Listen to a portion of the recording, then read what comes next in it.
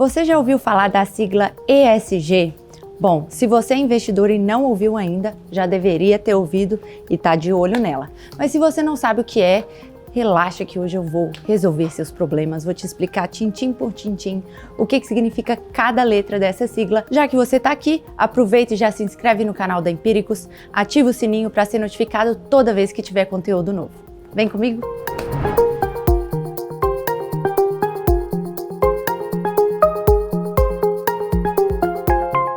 ESG é a sigla em inglês para ambiental, social e governança, três temas que têm sido cada vez mais importantes como critérios de seleção, principalmente para investidores institucionais. Entre os investidores institucionais, isso já virou uma moda muito grande, né? Quando as pessoas vão apresentar investimentos para esse tipo de investidor, elas já abordam esses tópicos, mas acho que o investidor de varejo precisa conhecer um pouco melhor ainda. E é isso que eu vou explicar aqui para vocês. Mas por que pra gente isso é importante, né? Não deveria ser importante só para os fundos de pensão gringos e tal. Não. Tem algumas coisas que impactam a rentabilidade do nosso investimento e eu vou te explicar exatamente quais são elas. Então, tem estudos comprovando a importância do ESG em duas facetas: diminuição de risco ou aumento de retorno. Então, como assim diminuição de risco? Imagina você sendo acionista da Vale quando estourou a barragem de Brumadinho.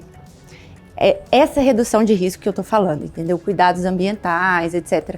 Então, uma empresa que cuida desses assuntos, né, de cuidado com o meio ambiente, com a sociedade e com a governança, evita perdas, surpresas desagradáveis para os acionistas. E tem também uma segunda vertente, uma segunda justificativa, que são maiores retornos, né? Então, empresas que têm boas notas nos critérios ESG, tem vários estudos comprovando que, historicamente, numa janela longa aí de no mínimo 10 anos, elas performam melhor na bolsa do que as empresas que têm notas ruins em ESG.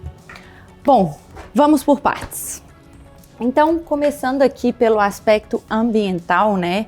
Que seria environmental em inglês, por isso o E do ESG.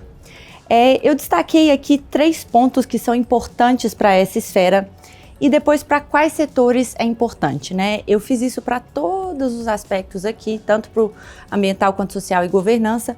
Por quê?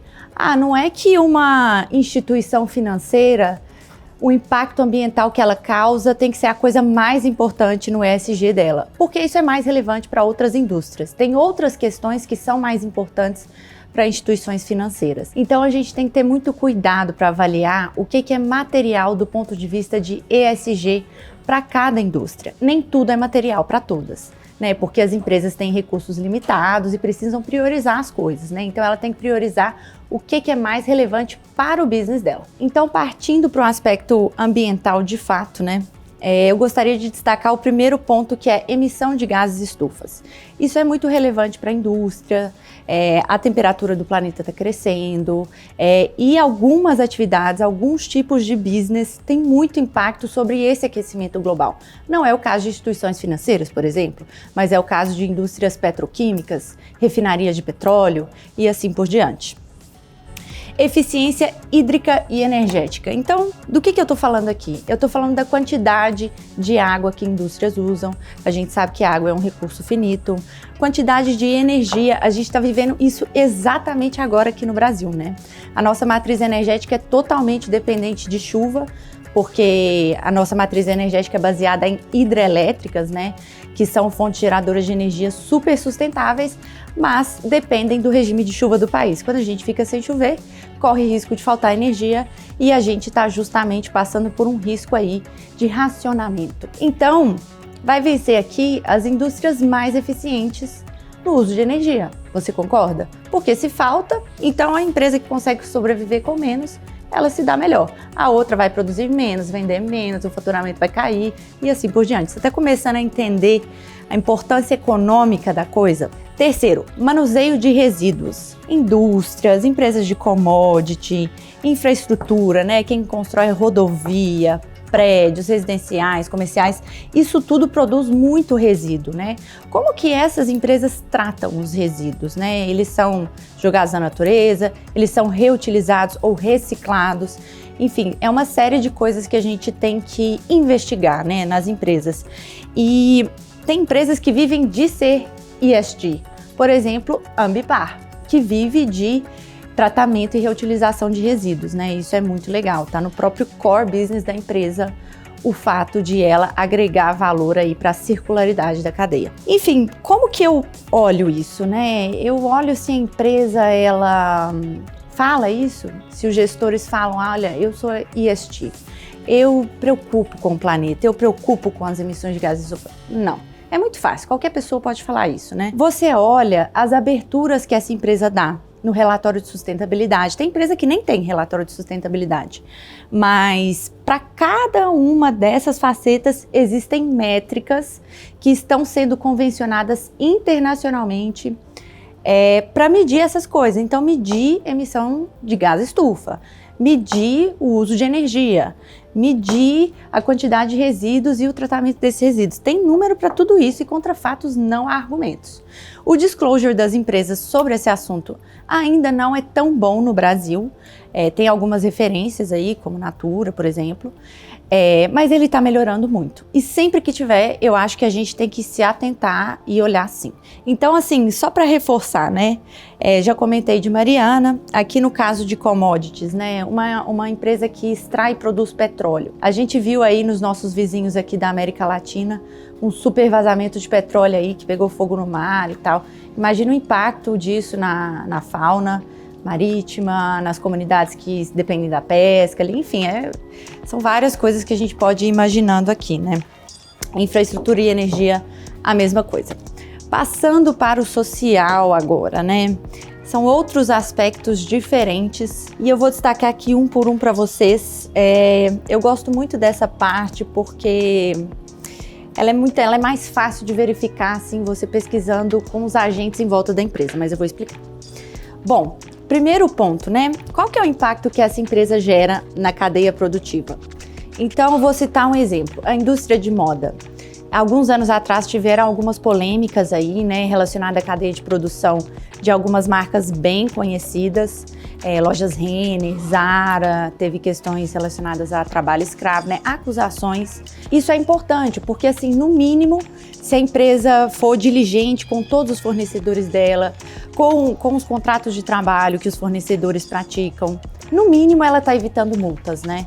Então, esse é um ponto importante. Assim, outro exemplo, né? Se eu sou uma empresa que produz chocolate, de onde eu extraio cacau? Como que é meu impacto nas comunidades locais onde eu extraio cacau? Se eu sou uma empresa produtora de celulose, como que é feita a minha extração de madeira? Eu estou prejudicando o ambiente aqui, ó. Lembra? Emissões de gás de efeito estufa? Qual que é meu impacto ali na cadeia local? Eu estou desmatando, eu estou desabrigando famílias, enfim, então é importante você entender como que a empresa está gerando ou destruindo valor para a cadeia dela. Segunda coisa, segurança e transparência de produtos. Isso aqui, para instituições financeiras, é muito importante. Porque assim, imagina você vender um empréstimo para uma pessoa falando que é X vezes sem juros, mas lá na notinha do rodapé tem uma coisinha falando assim, você está pagando 5% de juros ao mês. É um absurdo, né? E assim, a gente sabe que infelizmente isso é uma coisa que ainda existe muito. E quando os clientes descobrem que eles estão sendo enganados dessa forma, o que eles fazem? Eles saem. Então, na verdade, se a instituição financeira não praticar transparência, segurança dos dados dos clientes, isso é importante, ela vai perdendo os clientes para outras instituições que estão atentas a essas coisas, né? Por falar em transparência, sabe onde você vai encontrar muita transparência no conhecimento, nos vídeos, em tudo? No canal da Empíricos. Então aproveite e já se inscreve, ativa o sininho para você ser avisado toda vez que tiver conteúdo novo, combinado? Terceiro ponto do social, satisfação do funcionário. Aqui eu vou dar um exemplo que eu tenho certeza que vocês vão entender. Imagina você chegar doente no hospital e tiver um médico assim, puto da vida, mal pago, que acordou de mau humor, que não está satisfeito no lugar onde ele trabalha. Você gostaria de ser atendido por essa pessoa? Se você fosse num hospital, se seu plano de saúde só te desse direitos a hospitais onde os funcionários são maltratados, onde os médicos são sobrecarregados, estão sempre cansados demais para fazer um serviço de qualidade, né? Você ficaria nesse plano de saúde? Você continuaria frequentando esse hospital? Eu não. Então, esse é o ponto. Quando você cuida principalmente assim, aquela equipe que é muito high touch, sabe? Que é muito contato com o cliente, que é exatamente o caso de saúde, o caso de educação, né? Professores todo dia ali com a paciência de dar aula, etc. Satisfação do funcionário é muito importante, porque a pessoa precisa estar bem nesse tipo de negócio para atender o cliente bem, né? Vamos lembrar que o cliente é quem dá lucro para a empresa, no final das contas, né?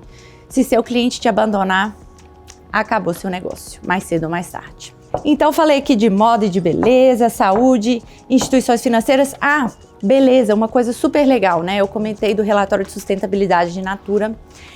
A preocupação com o impacto que ela gera na vida das consultoras é uma questão muito prezada pela Natura.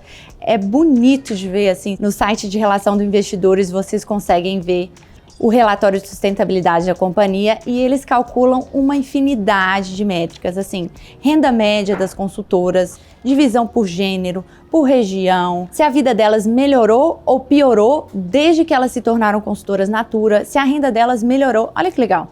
Então, assim, se a vida da consultora tiver melhor em termos de renda, de escolaridade, de saúde, depois que ela se tornou consultora por causa da Natura, cara, essa pessoa não vai abandonar a empresa, sabe? Só se ela tiver um motivo, assim, muito forte. Enfim, de social é isso, agora vamos para a governança. Partindo para a governança, né? Essa aqui eu acho que ela é a faceta mais unânime entre os setores, assim, ela permeia todos os setores. É importante você olhar todos esses 3 critérios, empresas de qualquer setor que você for analisar, né? Para alguns é mais importante do que outros, eu vou destacar como sempre, mas fique muito atento à governança das empresas. Então, primeiro ponto, né? Ética nos negócios.